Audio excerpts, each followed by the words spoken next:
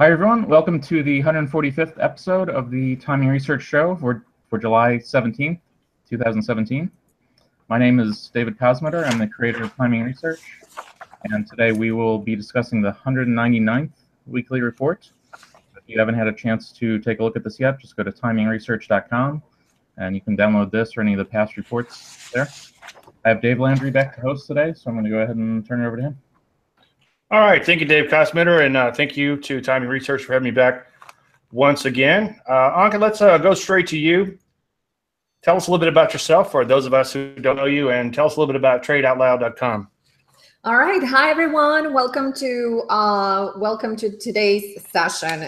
I really enjoy being here. So my name is Anka Metcalf, and I am the CEO and founder of TradeOutLoud.com, which is a trading education firm that is specialized in educating individuals how to day trade and swing trade the equities and the futures market.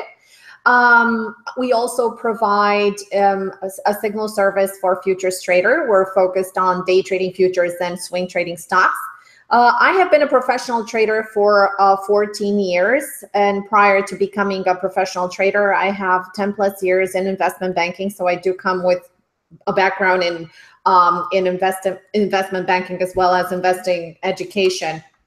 And I also run a managed accounts program, and I'm the designer of an institutional proprietary trading system that is based on price support and resistance, specific trigger times, specific price zones, chart synchronicity, also a strict set of trading rules, and a scoring system that enables myself and my traders to identify trades with ease.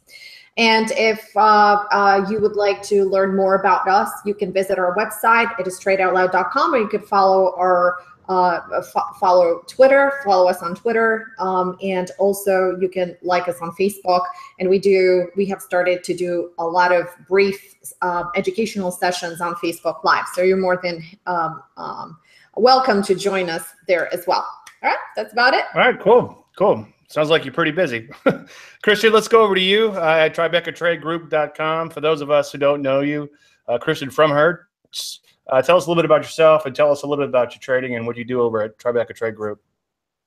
Yeah, sure. And thanks for having me on again. Always a pleasure to be here on this panel. It's always fun. It's always interesting. So my quick background is I'm the CEO and founder of the Tribeca Trade Group. What our company does, or what our trading room does, is on a daily basis, we read the tape. So we look at aggressive call, put activity, aggressive option activity. And we mesh that with, it's a little bit different than some of the other folks who look at this type of activity. We really take a disciplined approach. So my thinking behind this activity is it really gives us a lot of good ideas for getting into positions, and then we kind of take it from there. Once we see the aggressive option activity, we then rely on our technicals. We have a couple of indicators that we look at, support and resistance levels, that really kind of help us either stay in a trade or get out of a trade, and kind of make up our mind as the technicals apply to us. So we run an all-day trading room. We also have a lot of services for part-time investors, and my background is also on the institutional side. I was previously a director at Bank of America for a number of years. I ran a few different positions there, such as Delta One Trading, as well as I was a senior ETF trader. So a lot of what I do as well is not just option activity, but also kind of look at the overall macro trend, and ETFs really allow me to do that, especially in terms of fund flows and looking where the big institutional investors are allocating some of their money to. So that goes hand in hand with option trading and both ETF flows. So again, thanks for having me on. Yeah, glad to have you. All right, Kurt, let's go over to you next. Kurt Capra from T3Live.com. For those of us who don't know you, tell us a little bit about yourself and a little bit about T3Live.com. Yeah, for sure. Awesome. So thanks again for having me back. Good to be back with you too, Dave, and the rest of the group as well. So as far as T3 Live goes, I'm just one part of the larger team, if you will. And we have things ranging from options to Forex, equities, trading rooms if you want to be a more aggressive or active day trader versus swing trading services for those that are looking to be a little more passive or generating income while they work other jobs, have other hobbies or passions, whatever the case may be. But at the end of the day, our focus is primarily based on the charts, because it is our belief that if you can read fear and greed, as well as specific levels of price support and resistance, there's really not much else that you need. Of course, combining that with trend in multiple timeframes, but those are really the main pillars of what it takes, in our opinion, to be successful. And like I said, we offer something for everybody. So if you want to check us out, you could go to t3live.com, see what we offer. And I'm sure you'll get a taste of what it is we do as we go on through this this panel discussion here today. Cool. And just an FYI, we do, if you have a trade of the week you want to show towards the end of the program, start thinking about that now. And then also, if you want to share your charts when we get to developing events, if you want to do that, then people do like to see the charts. Sometimes the charts, a picture's worth 1,000 words, so feel free to share your charts. Simon Klein over at TradeSmartForex.com, the number 4, the letter X.com. Are you, is this your first show, Simon? No, I was actually on last week, and I've been on a few times. Oh, okay. This is the first show with me hosting. Yes. Welcome aboard, or welcome back, I should say. Good to have you back, I guess. Anyway, for those of us who don't know you, such as myself, tell us a little bit about you, and tell us a little bit about TradeSmartForex.com. Okay, so I've been a professional trader for over 12 years now, and I actually started my professional life on the institutional side working for Credit Suisse in both London and New York.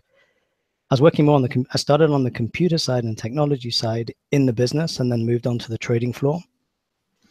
I started TradeSmartForex.com a few years ago, and with a view to teaching people from complete beginner all the way through to professional trader, and giving them the knowledge they need in how to read the markets. Our approach is purely price action, but different to what you may find in the books on technical analysis. So we look at supply and demand, and we look at price direction and reading the trend in multiple time frames, and we use that to build high probability trading scenarios. So that's the first stage of our training. We teach people how to read the market, because without having that as a technical trader, then you can't really have an edge. The next thing that we do is to also bring people through the training and teach them how to run a trading business by giving them a framework in which to operate on a day-to-day basis, so they know at every moment in time what they need to be doing. For example, how to log their trades, how to write in the trading journal, how to use that to understand where the strengths and weaknesses are as a trader, and to help develop. So basically to teach them how to be able to coach themselves eventually, and to develop their own trading strategy, because it's not a one strategy fits everyone. And even if you have a profitable strategy, if it doesn't fit someone's personality, it's going to be very difficult for them to implement it in the live market in real time. So we also work a lot on the psychology and building the correct trader mindset, so you're able to execute the trades with ease without having fear, and to be able to trade in a state of relaxation and not tense. And that's a lot of the focus of what we do in our live trading room. So basically we bring people through reading how to read the markets professionally, to how to run a trading business. And then what we do is we work one-on-one with each of our traders to actually develop their own personalized trading plan with their strategy that we've actually shown them how to actually build and test and prove that it has a positive expectancy. So when they go and trade it live, they already know that it's going to make money over a large sample size of trades. And then finally, we have a trading room where we actually trade live every day, the US Open and the Forex market primarily, and we look at futures as well. And we just launched that last month, so it's starting to grow. So it's a very nice community of traders at the moment. Cool. You got a lot going on over there. I second the notion on the psychology. I do a lot of webinars and videos and stuff on psychology. Vitally important for us to wrap our head around that. And quite simply, we're just not made to trade. And that's from a physiological level and also on a psychological level. But it sounds like you you're hitting on some important things as far as being focused and try to trade in a relaxed state and not get too excited one way or the other. So good, sounds like some really good stuff you have going on over there. Easy for me to say. My name is Dave Landry. For those of you who don't know me, DaveLandry.com is my website. It's kind of a work in progress, but if you go to DaveLandry.com and then /timing-research-special offers, I have some special offers there for you guys that are watching this video. And I think there's still a $100 gift certificate on that page if you get that, and you could actually reuse it. So you can get all 3 of my first books and start from there, and that'll give you a good foundation. Just real quick, because we have a lot of us here today, so we're going to have to move kind of quickly. But I believe that, first of all, I'm a 100% technical trader. I heard supply and demand mentioned a little bit earlier here, and I'm a firm believer in that. I think you can only predict the short term when it comes to markets. You can only look so far out. It's sort of akin to predicting the weather. If it's cloudy and thundering outside, you know it's going to rain soon, but you don't know if it's going to be raining this time next week or next year. So we get in shorter term. We take a hybrid approach to the money management and position management, but we're willing to stick around longer term if the trend develops. And for instance, we have one position in the portfolio that we put on in January. I'm slotted as a swing trader, but I will hold positions as long as they move in my favor. All right, let's go back to you, Christian. And it's a 2-part question here. First of all, what direction do you think the S&P index will move between today's open, obviously, which is already open, and Friday's close, the close of 21st? And then to that answer by estimating the possibility you have correctly predicted this week's market move. Yeah, sure. So this week, so I will say higher, and I will say 110%. No, I'm just kidding. This week I actually had a tough time kind of saying what my choice would be. I'm kind of right in the middle. So I could say higher, and I could say lower by 50%. I don't think we're getting to the reason why this week. So I think that's the next question, but I'll leave it there for the next question. So I'll just say higher 50%, and then I'll follow up with the next question. Thanks. And then if you want, you could also share your charts during that segment too. Kurt, same question. Let's go to you. As I look at things, we've been up virtually every day last week in the S&P. The Q's even a little more impressive. So while the overall trend is up, and I do think longer term we just continue to move higher, and you can look at the longer term charts to see that we really, I might as well just bring the charts up actually. So just give me 1 second here. I'll do that. And as I do that, part of my thought process here is quite simply, with how much we're up over the last couple of days, we've got earnings coming up with Netflix and some others. I think that in the short term, we will be pulling back. But in the long term, like I said, we continue to move higher. So you should be able to see my screen right now. And I got a chart of the S&P up. So the Qs are a little more impressive, right? You have this robust rally. They've pulled back some more, up multiple days here last week into this week above this prior resistance. So again, short term, looking at these dailies, I think that we are lower by the end of this week relative to where we opened. But if you look at the weeklies, right? I mean, tell me that this is extended. Tell me that this has run its course. And I would disagree with you wholeheartedly. And this, not to say that the Qs aren't going to be a little slower in their progression higher now. I think that we're seeing a bit of a rotation out of tech, and you might start to see them act a little more sluggish, but it doesn't mean they can't move higher. But you look at the S&P, and this is on the verge of a brand new breakout. I mean, it hit new 52-week highs last week, and this is just getting started. I mean, in terms of looking for trends to end, this really isn't how it happens. They end with this, head in the clouds, euphoria. Everybody's agreeing that we're moving higher. If anything, you've got a lot of people still saying that we're going to move lower. And like I said, just from a weekly standpoint, I don't see it. And if you want to even go as far out as the monthly, this is a very controlled uptrend. We were sideways through 2015 through 2016, and we're now breaking out for this year. And I think that we still have quite a bit to go overall. And if the Russell gets going, well, then, I think it's game on, and you'll start to see a lot more participation, because this has been sideways for quite a while, 7 months or something like that. So I think this is going to be one of the keys to how quickly it happens, but I think it's just a question of when. So a long-winded way of saying, I think down from the open today, but longer term, it's still up. Yeah, and I'm going to dovetail in on a lot of things you said, but I'll wait for my turn. Anka, let's go to you next. What direction do you think the market is headed by Friday's close, and then rate your confidence to that answer by estimating the probability you have correctly predicted that move. Okay, so I am close to 95 to 100% that we're going to move higher. We do have the catalyst this week. Although on Thursday we can see a little bit of a shakeout. We do have the ECB that is likely to impact the market in general, and we do have some other releases that are coming in on Thursday and Friday.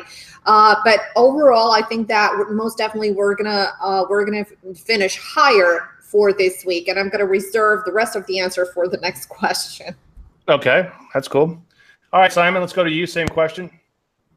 Okay, so I think higher, 60%, and I'll explain the reason why, I guess, in the next question, which is where we Okay, that's cool. Okay, I'm going to go ahead with higher also, and the reason is nothing that fancy, and I'll show you a few things, and like I said, dovetail in on what Kurt was saying. But I'm a trend follower, and years ago somebody called me a trend following moron. Initially, that insulted me. But then I began to wear it as a badge of honor and actually bought some little buttons and T-shirts made in the whole 9 yards. And I just follow along. And my life got a lot easier when I stopped trying to outsmart the market and just follow along. And one of the things that I often say is when a market is at or near new highs, give it the benefit of the doubt. So that's why I'm going to continue to stick with higher every time, should Dave have me back again, or I should say. But every time I host a program, as long as we're at or new highs, I'm just going to stick with higher. Err on the side of the longer-term trend is what I believe, and I'll give it a confidence of 75%. All right, let's go back to you, Christian, and the question is going to be on developing events, and let me read it directly to make sure I get the question right here. What specific reasons do you think the S&P is headed higher? Yeah, sure, and let me just go ahead and share my screen. All right, perfect. For that. So there we go. We'll do that. So, one of the things that we do is we put out a weekly newsletter where we talk about trends, and we talk about just that, some of the things that I look at for the week. And so the reason why I'm going 50%, there's a couple events to look at. I think that were already said. We also have some housing sales, but really what's important is we started on Friday, basically the official kickoff of earnings season, and we've got a lot of names that are reporting this week. One thing that I've noticed in past earnings cycles, not just maybe 1 week, but usually a couple weeks, the market becomes very flat. It's a very choppy market. The market's trying to figure out and process, we've got tech names, we've got bank names, we've got every type of name that's reporting in the next couple weeks. So if we really get into a choppy area, and of course with Netflix report, kind of a big one after the close today, but I think the market is kind of going to digest. And just like I liked what Kurt had to say, I also think that we go higher longer term. There's a lot of positive catalysts out there, not just in the U.S. but especially globally. You look at what emerging markets did last week. A lot of these international areas and emerging markets, they want higher.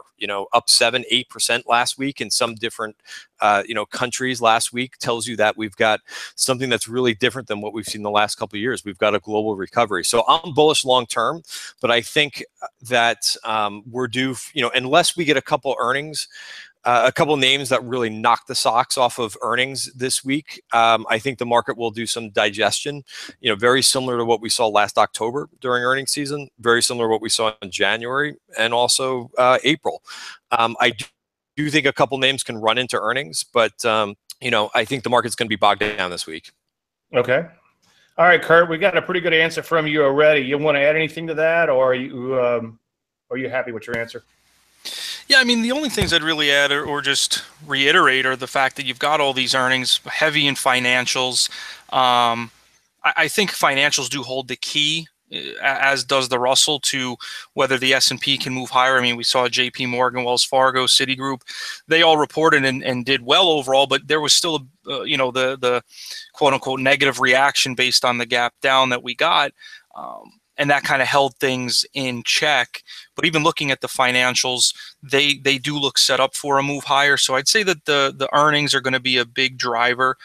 We may, as I said earlier, see things move higher initially, first part of this week. But I really believe that getting a move higher, continuing early part of this week, with what happened last week is going to do more damage than good overall. I think it's just going to make it harder for buyers to stay confident. So I'm thinking if we continue higher right away, we could see a sharper pullback that may shake the confidence of the bulls overall. Not to say, again, that we don't move higher, because I do think we will, but it just might take a bit of a longer process, chop around a little more. So seeing things, as Christian said, digest, pull back a little bit, I think is better longer term. Okay. Anka, let's go to you. Same question. All right, I'm going to start sharing my charts in just a second. Okay. All right, can everybody see the charts and my cursor? Yes. All right, so I am first and foremost a technical trader. So I look at the technical patterns and see what we can expect from the technical perspective. And what we have learned is that every single pullback that is occurring in the market has been bought. And this has been bought from last year. So last year, aggressively, any pullback that occurred in the market, starting with Brexit, and I'm talking about really sharp pullbacks. Brexit was bought immediately. Then we had election, was bought immediately. And every single fear that happened in the market was bought out immediately the next day or in the following days. And it continued, because if we look at the charts, it continued with the symmetry of at least 6 to 8 days moving forward. So we're a little bit approaching an exhaustion, and the exhaustion in the S&P and in the S&P 500 is somewhere 2474, 2478 area, and that is the area where we're looking for a future target, and that is a projected target moving forward for us. But I do not neglect what is happening around the technical pattern. So I take into consideration fundamentals as well. Obviously, we're going to start. We're going to be very quickly in full swing earnings season, and like Kurt mentioned, full swing. We had financials that reported on Friday. We still have a lot of financials that are going to be reporting tomorrow. A lot of them are also part of the S&P. As well, and I think there's going to be a lot of movement. I'm also waiting for more confirmation, and I think that not necessarily financials have a big say, but financials have not been cooperating with this market higher. So they have run higher, but in progression, they have not been rallying per se. So they have been basing, and pretty much whenever we had an FOMC meeting, and when we got the rate hike, they started rallying a little bit before that, and they continued, but not in a very accelerated mode. In a way that we were literally used to seeing in the QE era or 5 years ago or 4 years ago. So the dynamics have changed in today's market, and the pace has changed. And what I'm looking for right now is to see what will happen with the tech sector. We will pretty soon start earnings in the tech sector. In fact, we do have Netflix that is going to report today after the close. That is going to shape up, let's say, NASDAQ a little bit and see where NASDAQ is going. So pretty much right now it's like, I'm looking for a day trading perspective. We're pretty much into algo trading. Support resistance, very, very small ranges. You could see the washout bars, and I'm going to put very quickly here, let's say mini Dow, for instance. And then we can take a look at mini S&P 500 just as a quick example. So you could see the shakeout bars right here, and I'm going to enlarge this a little bit and zoom out a little bit. So I can show support resistance and algo trading at its best.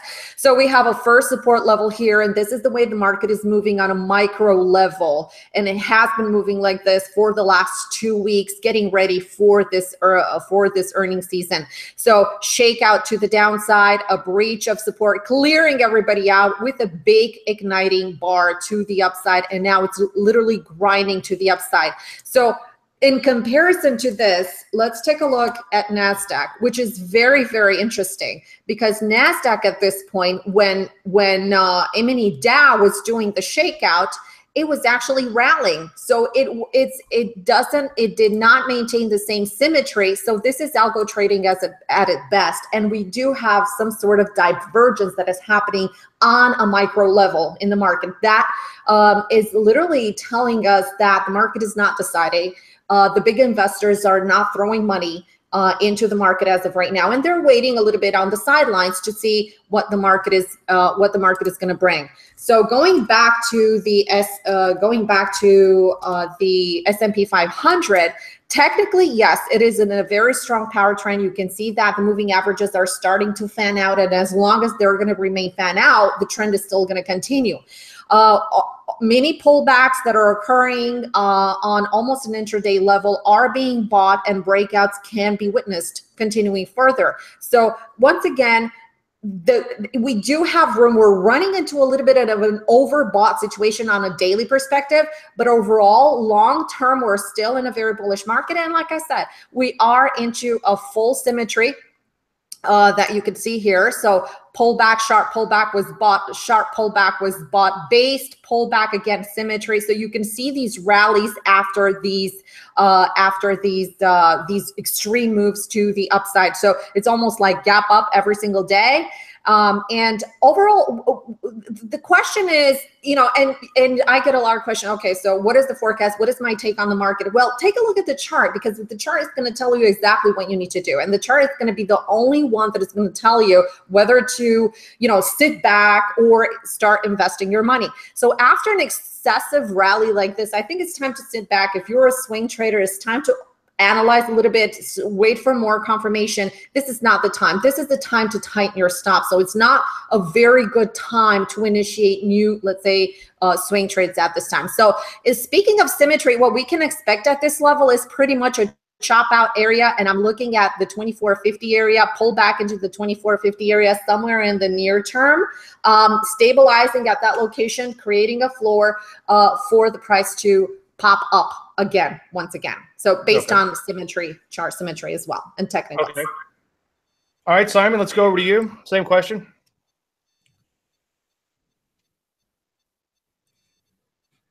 Simon, you still there? You need me to repeat the question, or? Oh yeah, no. Can everyone see my charts? Absolutely. Okay, so I'm also a technical trader, or basically trade on the charts. And as far as I can see, and I said this last week as well, where we said the market was down here, and we said we're likely to continue to the upside. Why is that? Because we're uptrending on the monthly chart, and we're still in an uptrend on the weekly chart. So, all pullbacks are buyable on lower time frames to demand areas when you're uptrending on the bigger time frames, and they're not extended. So this market could keep going. The only way it can stop going if we get a massive, huge move to the upside, like a climactic move to the upside, that might kind of cause the market to top. At the moment, the market's grinding up, and it doesn't look like it's going to stop for the time being. So that's why, as a technical trader, and you're a trend trader, that the trend is your friend until the bend in the end. We haven't had the bend in the end yet. The monthly chart's very, very strong. It's likely to continue up to the 2,600 area. See, we had a little pause over here, so we can project like a measured move from here up. It's likely to continue, and then there's no overhead supply or resistance, so it's going to keep going. According to Newton's law of motion. Until we get supply building up. We could have self-generating supply if the market decides, if there's a overwhelming selling going on. But at the moment, there's more demand than supply, and we're just going higher. So continue with that until the trend ends. Yeah, one of the complaints about the show is there's not a lot of controversy, and I'm not going to really go against much of anything that's been said. A lot of good things are said here. Let me get my screen shared. Ed, I agree with you. The trend is your friend, and then talk about the bend in the end. And what I tell people is that, especially from a trends follower's perspective, all trades eventually end badly, and you're going to give up some of that trend in the end. It comes with the territory. I agree with what you guys are saying about the S&P 500. Obviously, we're at new highs, breaking out to new highs. As a trend follower, I'm not going to argue with that. One thing that I've been telling my peeps is that new highs could beget new highs, because a lot of people have been betting on this market to fail. And when it goes on to make new highs, they have to put up or shut up. And one thing I was thinking about this morning is we are in the middle of summer. It's July 17th. And usually you don't get a pretty good trend in the middle of summer. You get more of what we had lately in here, this sideways chop. But one thing I do believe in is the bigger the base, the bigger the launch in the space. So we'll take a look at the Rusty. Before we do that, let's just take a look at the weekly chart.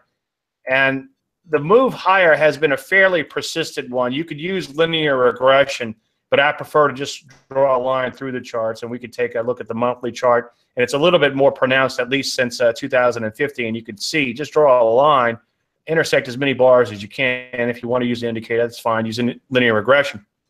But just doing this, obviously, I'm known for drawing big blue arrows on the chart. So the big blue arrow so far continues to point higher. The Rusty, or the Russell, I should say, IWM, it's just been stuck in this stupid range forever. But what happens when you get a big range like this is people get used to a certain price zone, and when the price begins to break out, you have a disequilibrium in price. Now, we might have a few fake outs. The market will often do what it has to do to frustrate the most, and it'll often do the obvious. Like right now, it sure looks like it wants to break out, but it might have a fake out or two along the way. But the longer-term bet is to stick with the longer-term trend here. As Anka has pointed out, all the pullbacks have been met with buyers, and then I think you other guys were pointing out something very similar. So far, so good. As a momentum guy who trades high beta stocks or high HV stocks, however you want to look at that, high historical volatility stocks, the Russell is a little bit more indicative, easy for me to say, of the stocks that I like to trade. So I sure would like to see it bust out of this range and not look back for a while. But I'm bullish for the time being. Check back often. We'll see. I do like the fact, just one more quick thing, I know we're going to run late with everyone here, but if you look at the 50-day moving average, nothing magical about it, and I'll plot it on the charts. For me, it only matters when it matters, and usually I use a blank chart. I do have a moving average pattern that I use a few moving averages with, called bow ties, but for the most part, I use a blank chart. But what's kind of cool about the 50 is when the market starts getting into a little trouble or starts chopping sideways, I like to plot it to see where we are relative to it. And you can see that on a daily basis, we just kind of come down, kiss the 50, take off, kiss the 50, come back. And again, as I believe Anka was saying, so far every pullback has been met with buyers. So far, so good. And then, as Simon said, the trend is your friend until the bend in the end. And one day we'll have the bend in the end. But for now, let's just continue to follow on. Okay, Christian, we'll go to you next for the question of the week. And the question of the week, let me just read it to make sure I get it verbatim.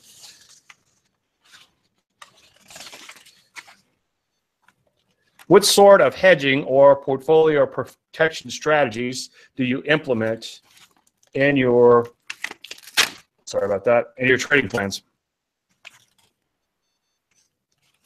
And that's you, Christian. Yeah, sorry, I just had to unmute the mic. Yeah, so for hedging, so I like this question. I think this is a new question since I've been on last time. So I like the new fresh question. So for hedging strategies, I'll basically, I will look at, my portfolio. I could tell you right now, usually when the trend isn't quite as up as I think all of you have been mentioning, I have a bit of a long short portfolio. I'm tilted mostly to the long side right now, and I'm actually not really using any major hedging strategies right now. What I like to do, just as Anka mentioned before, and just kind of went over the chart, is that I'll really look for when we get a little bit overbought. and I'll either reduce exposure. Probably the best vehicle when I don't really want to cut out of a lot of my positions and I want to just kind of maintain the course but have a little bit of protection is out of the money S&P puts. It might be a little bit different depending if I'm really long a lot of tech and semi names. Maybe I'll try to match it up. So I may buy a little bit of out of the money Qs puts, maybe a couple months out. But, again, these are really, and people kind of confuse hedges. They're like, well, how are you going to manage your hedge? Your hedges are just basically to kind of buffer you in case we do get that volatility in the short term. I really stay away from anything with VXX. I think retail investors, especially retail, not so much institutional, are really drawn to the VIX products. I really try to avoid them. And they don't understand them either. Right. I mean, this is I can't explain it better than this. When looking at a chart of VXX since 2012, notice VXX was really never trading at 2,500. They keep having to have reverse splits. In fact, I think there was a couple of reverse splits in like UVXY or something like that today. Yeah. It's important to watch the VIX in different levels, but holding things like the VXX for longer than a couple days is really detrimental, I think, to your portfolio. Something that just decays away, and it's not just because of you have the added condition of volatility has been down for long term, but these products and what the underlying is they are meant to just decay away to nothing, right? They hold front month futures, which are going to decay. Right. So if you can manage to hit it, where if you're really thinking volatility because of something like of an election or something like, a Fed meeting, I don't have a problem with owning VXX for a couple of days and just getting right out of it because, we know what happens into these events. Volatility tends to pick up when there's more uncertainty than usual out there. But that's basically what I will do is when I really feel the need to, I'll buy a little bit of puts. I don't think right now is the right, the other vehicle that I like to do sometimes when the market ebbs and flows like this is to sell a little bit of out of the money call spreads in the indices. But with the VIX around 10 and now under 10, you're not really getting rewarded to do that strategy. So when the VIX starts to get back to around like 12 to 15, then I tend to look at like selling out of the money call spreads or selling out of the money put spreads, kind of putting a little bit of an iron condor if you think we get a choppy market. But there's just not a lot of VIG to collect for these trades. So I've kind of been ignoring that strategy. Again, you always want to apply these situations to where you can get rewarded or what's going to help you. So going back to the overall level of the VIX under 10, it's cheap to buy insurance, right? And buying puts is not a horrible thing, I think, to do right now, to have some of your portfolio insulated, considering how cheap it is to do it. One thing I will just add, because I didn't talk too much about the technicals, and I loved what everybody was saying. I think one of you said that we could go higher. Another one said that, it's time to take a little bit of profits. The one thing that I have been struggling with the last couple of days, and, it's okay to kind of struggle with things. You don't always have to be 100% confident. The market doesn't always line up perfectly. But one thing that troubles me, and to think that, okay, we're kind of ebbing and flowing here, and it's probably a good place to take a little bit of profits. But you go down here to my indicators, and we're not overbought. The RSI is not even close to a 7. Well, it's a 64, so I shouldn't say we're not close. And then we also have a recent MACD crossover on S&P, on SPY or S&P futures, whatever you prefer. So these things are fresh. So it tells me that the market does want to push higher. I still think, because I think earnings is the biggest thing to watch right now, and we could shop around. But the Q's MACD crossover is a little bit more mature than the S&P that just happened on Thursday. But you look at the level in the Q's, here was a great place, right? The RSI was well over 70, was about a 75 to an 80, right? Great place to take your profits and not add into any new longs. Here, I think you just want to be a little bit patient and get through the first 2 weeks of earnings. And I think the market drifts higher once we get through that. So sorry, a little bit of a longer-winded answer there, but I went short on a couple of the earlier ones. All right, cool. All right, no worries. Kurt, same question. Let's go to you. What sort of hedging or portfolio protection strategies do you implement in your trading plans? Yeah, I mean, I really don't use any hedging. And to me, part of it is if I'm long something and now I'm starting to think it's going to pull back over an extended period of time, you know, my thought process is, well, if I'm not willing to sit through the pullback, why not just get out, right? You could, of course, have another account where, you know, maybe it's a longer term account that you can then look to put on that short position if you really do, again, believe that it's going to pull back over a more significant period of time. I think it's easier to separate the bias between shorter term, you know, day and swing trading versus longer term. So this way you're not having to wrestle, you know, with your mind about, well, I'm long this in the short term, but then I'm thinking it's going to pull back in the long term or vice versa. So like I said, I don't hedge or anything like that in the accounts. I think it's better, as I said, to keep them independent. And if you're not willing to sit through the pullback, then just get out and wait for that pullback to occur, reassess the situation. You can always get back in. Of course, options, as Christian was saying, are always an option, no pun intended, but you could definitely consider that as well. So there's definitely things you can do, but like I said, I find that it starts to become a little convoluted and confusing at times to try and say, okay, well, I think, or I'm long this right now, but I think it's going to pull back. So how do you really manage that effectively? So, you know, that's you create a little dichotomy where you're trying to play both ends against the middle. I agree on that. Anka, same question. Okay, sound check. My mic went up. Oh, okay, perfect.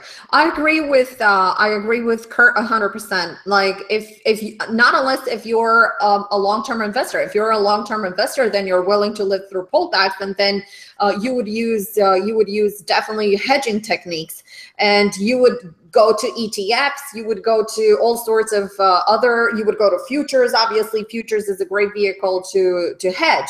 But I agree with Kurt 100%, and I think we're on the same line. Because if I see something that is, if I'm in a trade and it shows a sign of reversal, and I also look at the sector, let's say, is getting extended, and I just trail out of the trade, and literally I just don't live through the pullback, because if I made money in that trade, there's no way on the planet that I'm going to give that money back. So yeah, there are a lot of hedging techniques out there, but I think that in this market, it is safer to wait for the pullbacks, buy the pullbacks, be very cautious as you're trailing, have a trailing technique that is in place. I think trailing is one of the most important things that a trader needs to learn right from the beginning, because you know, if you have a losing trade, what is the worst outcome that can happen? You're going to stop out. So you have a plan for that. So that is very well planned. But what happens if you have a winning trade? Then you have to have a very good management system in place, and that management system will allow you to book profits as the trade is going for you, either long or short, and you don't have to use any other hedging techniques. So this is what I think about hedging, and this is what I personally do in my account. I don't hedge my positions. I simply layer out of trades, or get out of trades, or trail out of trades as I see signs of reversing. Okay, a lot of good stuff. In fact, you got me thinking about a lot of things that I want to cover when I get to it. Before we do that, Simon, same question. Yeah, I'm pretty much on the same page as Kurt and Anka. If I think a trade's finished and I'm on the long side and I think it's reversing, I'll get out and I'll wait for the pullback, and I can always engage it again, because you don't know how far it's going to go on the downside. So book your profits, and you can always engage the trade again on the next setup. Another very important thing to always bear in mind before you take any trades is you have to have in mind where you're going to put a stop in the market. Now, most people think stops are there to stop you losing money, which is very far from the truth. and leads people to do the wrong thing with stops. Some people put stops too close to their position, and what happens is it stops them out and then goes on to be a winner. So what's the stop doing there? It's not doing anything. It's actually stopping you making money as opposed to stopping you losing money. Yes. You're actually going to lose money. And so a stop's got nothing to do with money. Position sizing is to do with money. You have to position size so that you can withstand whatever your maximum loss is for that trade. So that's the way you need to manage risk and also trade management. So I don't particularly engage in any hedging strategies. Sometimes I might be in a swing trade, or a longer term position, but there's a day trade that sets up on the short side. So I can be long and short at the same time. So it's not really hedging. I'm just playing it. I'm doing two different things. I'm swing trading, so I'm holding for a longer move, bigger move, but I may be day trading on the short side as well. And the same position for a smaller move, maybe scalping. So two very important things is always know where the stop should be placed, and the stop should be placed in a position where the original trade idea is no longer valid. Amen. Amen. That's where you place your stops. Amen. Stop has got nothing to do with money. It's nothing to do. People think incorrectly, and their belief system's wrong, that a stop is there to stop you losing money. That's nothing to do with a stop. A stop's there to get you out of a position that's no longer valid. Right. And tight stops seem to be universally preached. I've actually wrote an article, I'm going to date myself here, back in 2000 about the myth of tight stops. If you're a tight stop, will almost guarantee you get stopped on noise alone. And I've had a lot of clients who either your stock picking is bad, or your market selection is bad, and your timing is bad, or your stops are too tight, or some combination thereof. But I've had a lot of people call me up, Dave, I'm getting stopped out 20 times in a row. It's like, well, wait a minute.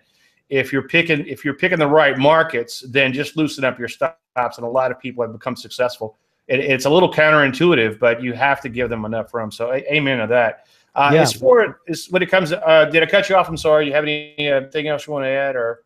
No, just that. So wider stop, smaller position size will keep you in the trades longer. And also it's much more relaxing as a trader. If you take a too big a position size, then you're putting yourself in a state of, of anxiety for no reason. Right. That's not the way you should trade. Right. I wrote an article, Better the Devil You Know, about tighter stops, looser stops, and then but the basis of the article was trading more volatile stocks. Is it more risky to trade more volatile stocks and more volatile markets? And my answer was no, because like you said, you're using a wider stop. It's better the devil you know, but you're reducing your share size down. So better to have a very small share size and a wide stop, so you can catch that nice longer term trend, which a volatile market is more likely to do than a less volatile one, than to have a big position on, and then some sort of black swan event comes along. And the example that I used was Hewlett Packard. The guy got involved with his secretary, who was an ex soft porn star or whatever, and he figured it'd be okay to harass her, and then the company loses billions and billions of dollars overnight, and the company gets sued. And that was the stock wasn't very volatile in that a sizable position, because it's not volatile, thinking that, hey, it's a safe, good, solid blue chip company. You'd have lost a lot of money overnight. So something wrong can always happen, or something bad can always happen. Better the devil you know. As far as hedging is concerned, I kind of take the Yogi Berra quote on this. In theory and practice are the same. In practice, they are not. I suppose if you really knew what you're doing, and you're willing to forego that decay of money in the hedge, then maybe you could do some hedging. But I would rather not hedge. And Anka brought up a few points which I'll dovetail in on with the trailing stop. But the problem with a hedge is, let's say you buy a hedge just in case the market you're in goes down. Well, if the market doesn't go down, that hedge is going to cost you money. That hedge is going to decay. So the money you make on the trade is going to be offset to some extent by the hedge. Now, let's say your market does go down, your hedge goes up in value. Well, you're going to lose money on your position. You're still going to lose money on your position, even though the hedge goes up in value. So I know some people, like some experts in the option field, and they have hedges that kick in at certain levels, and they've got it all figured out.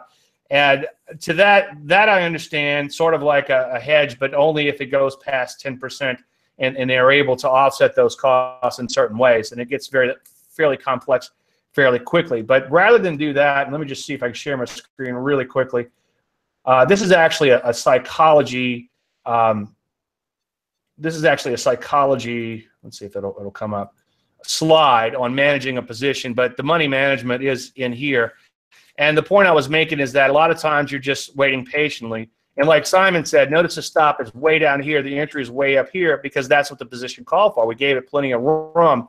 But as far as the hedging, so to speak, what we are doing is we're scaling out of the position. So we're taking what hopefully turns into a swing trade profit. In this case, it took a little longer. And then we're making a transition to longer-term trader via this ever-widening stop. Now, eventually it does end badly, as you can see here.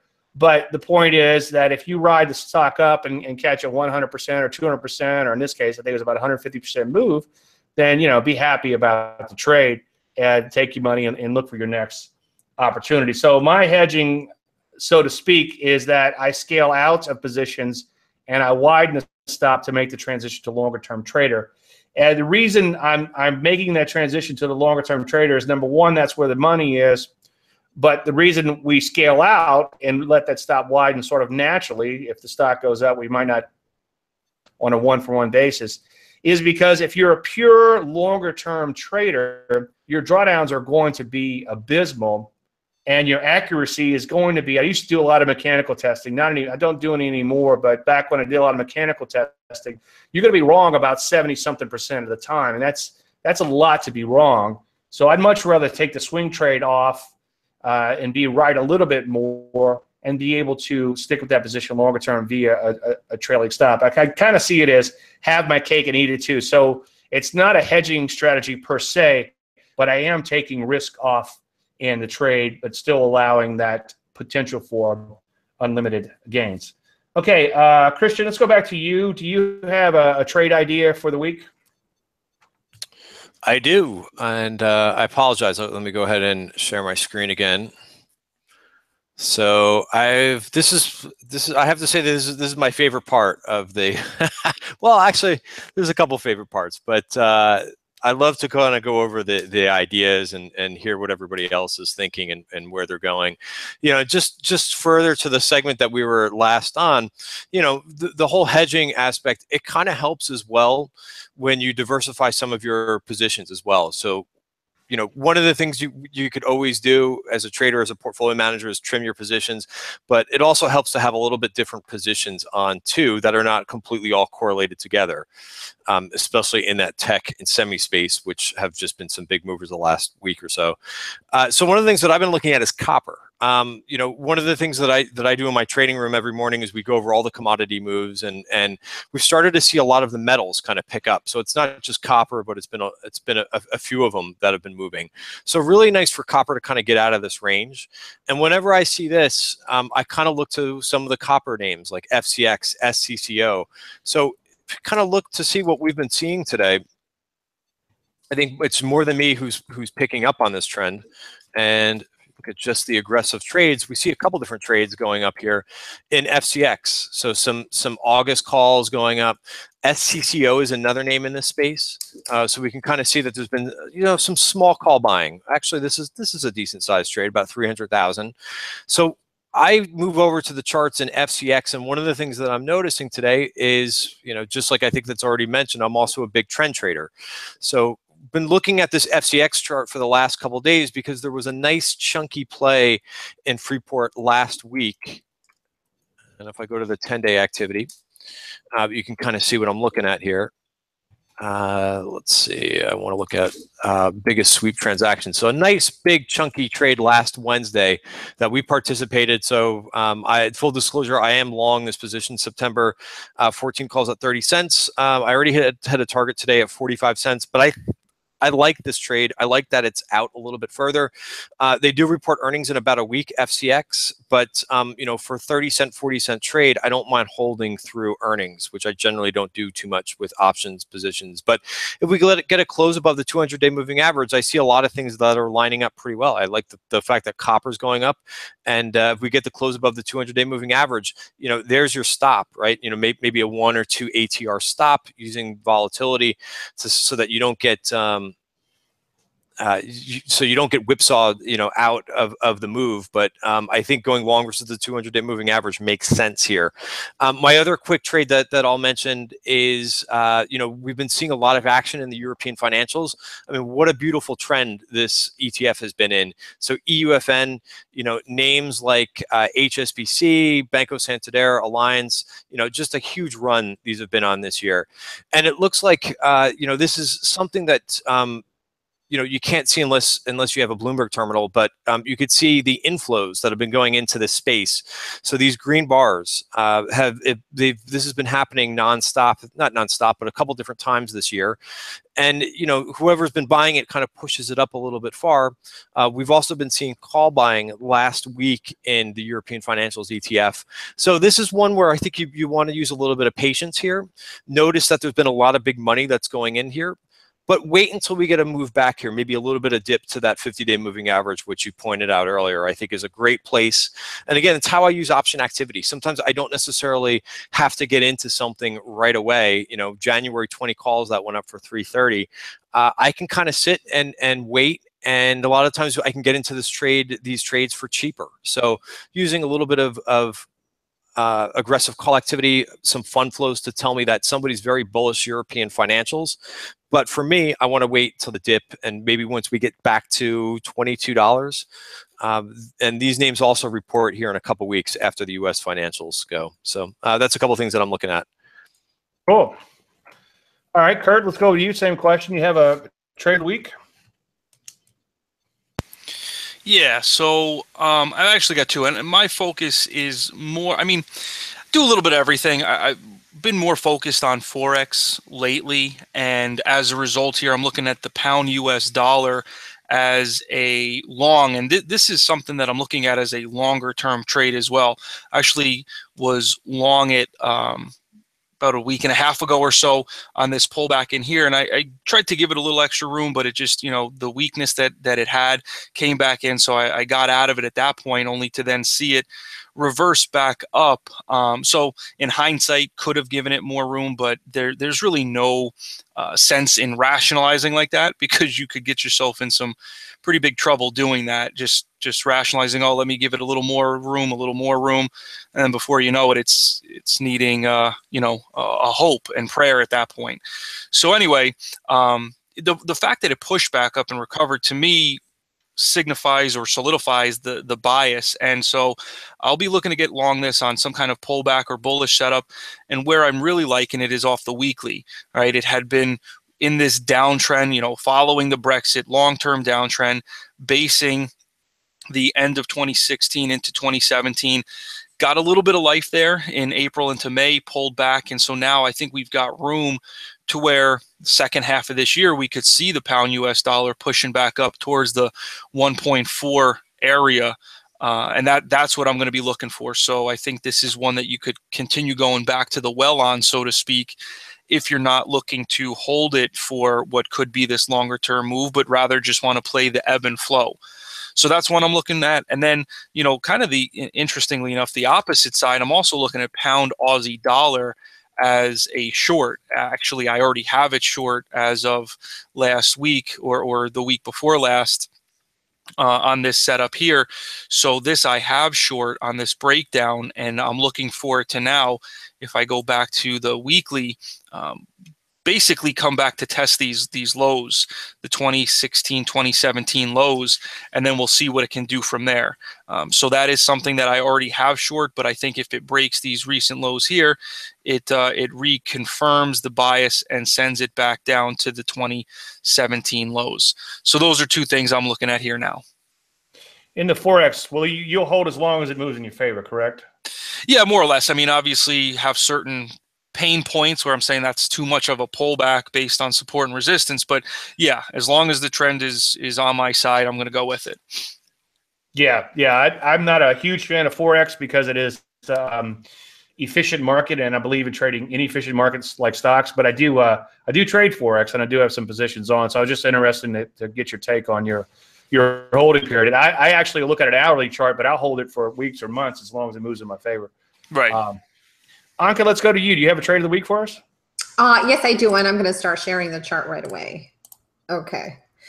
I'm looking for a long position in Goldman Sachs, and Goldman Sachs is reporting tomorrow before the market open, and I will be right there in the pre-market looking for a break above the $230 area that can project the price back into this prior high of 255. Now, with financials, I'm going to be very, very careful because next week we do have an FOMC meeting coming up, and therefore I'm going to be extremely cautious.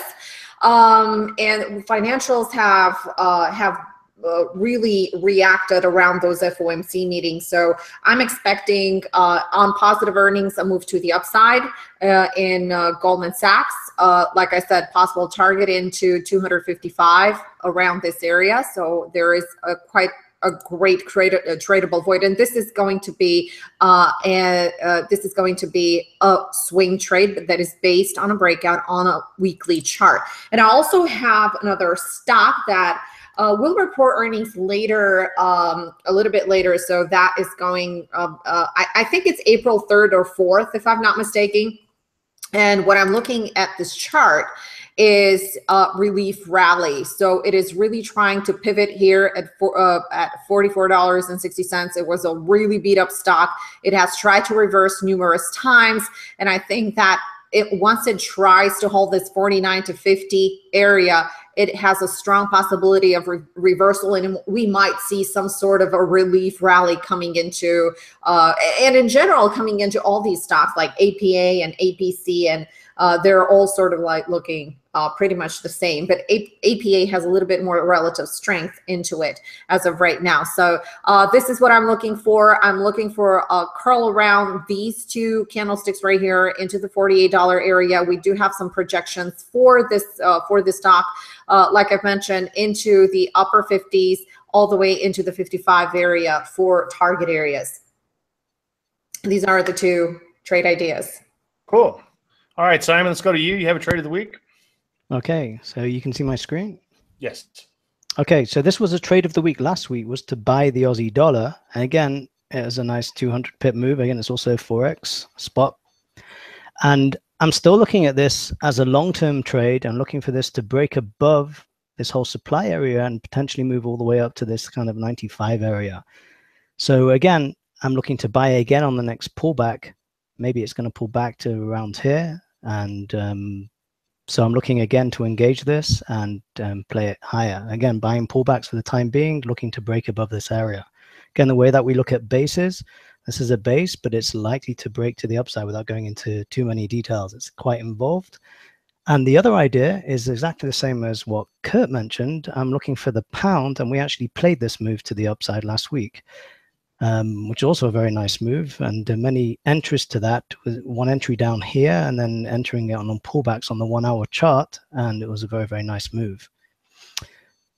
What I'm also looking with this is pretty bullish at the moment. And we actually broke above this level of supply. So I'm looking for this to move up also to the 1.4 area as a longer term trade. So this has got potential to move around 1,000 pips here.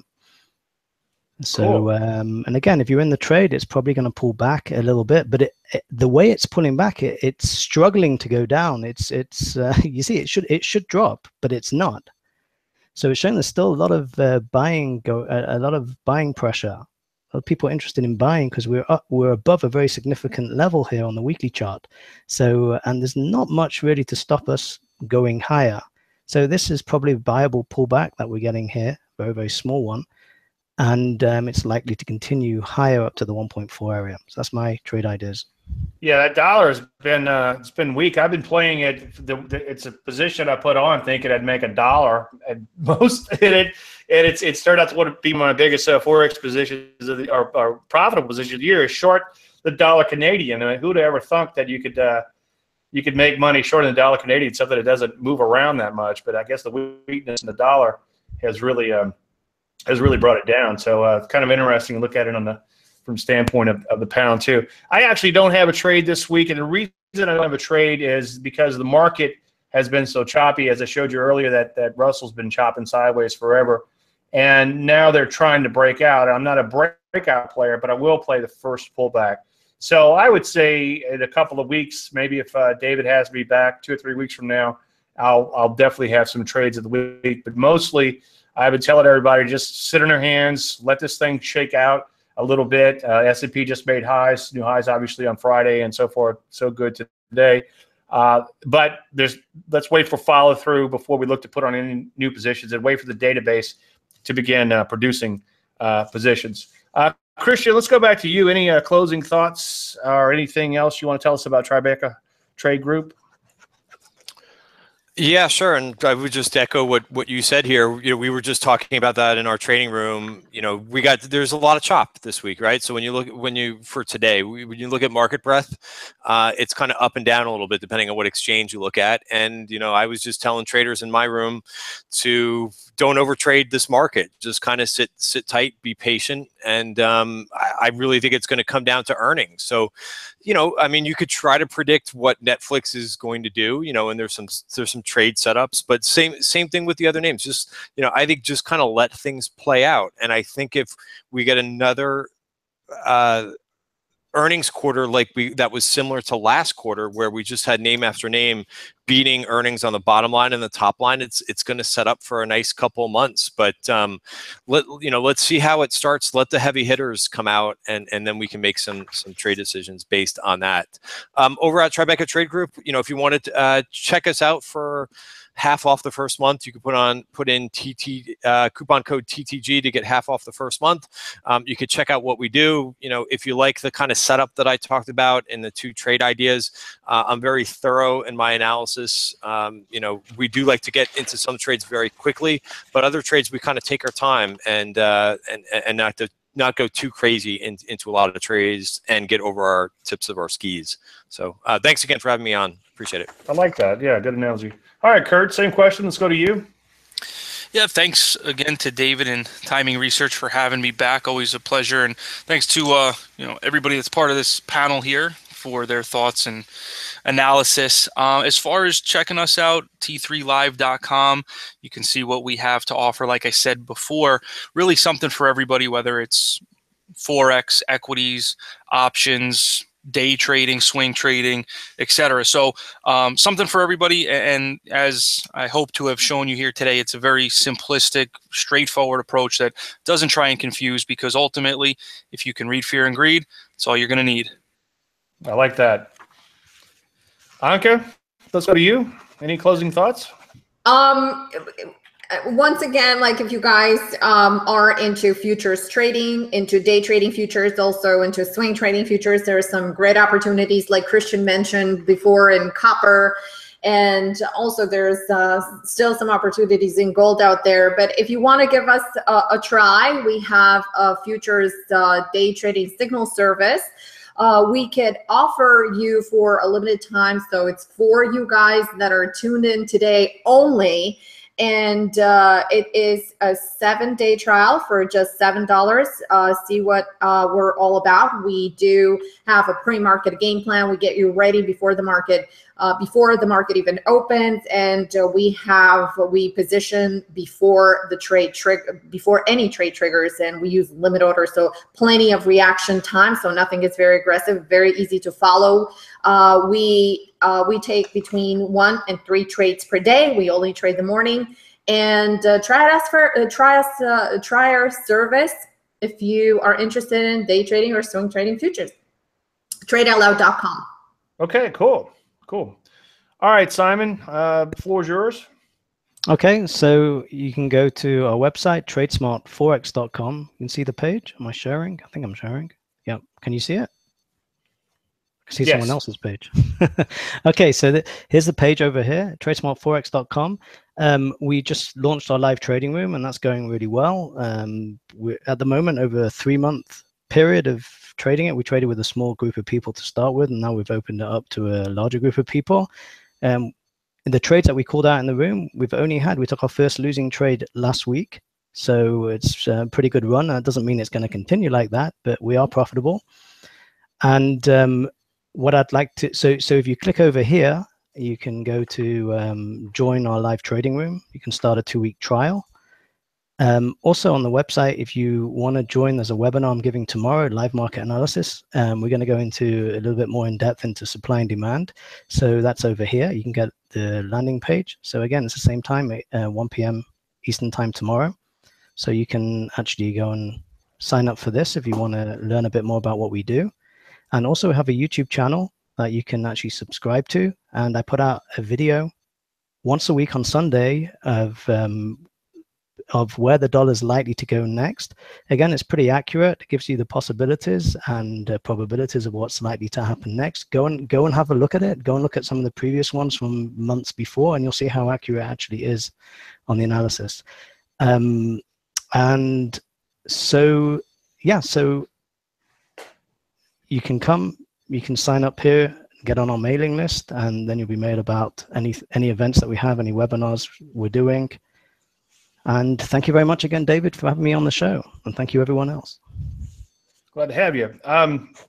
I'll wrap this up fairly quickly here. If you go to davelandry.com/timing-research-special offers, I need to shorten this at some point, or you can go to my homepage. But if you go to this timing research page, there's the promo code is on this page for $100 off. And like I said, you could reuse that. So if you want to get all 3 of my books, you could do that, or you could also reuse it on other products too. So it is reusable.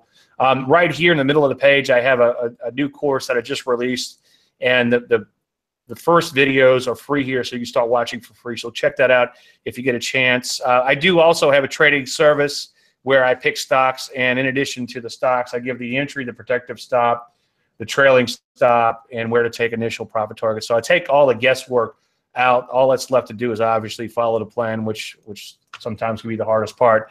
And like Simon, I also have a YouTube channel, so you can check that out. You can find all that information on the homepage of my website. I want to thank David Kosmider for having me. And then, you know, I have to say, I always learn from these presentations, and I appreciate you guys being here, Simon, Anka, Kurt, and Christian. I'll let David go ahead and wrap it up and give you guys one more shout out. But thank you guys for a wonderful show. And thanks again to David Kosmider for having me back. And back to you, David. All right. Thanks. Can you all hear me okay? Yeah. Okay, great.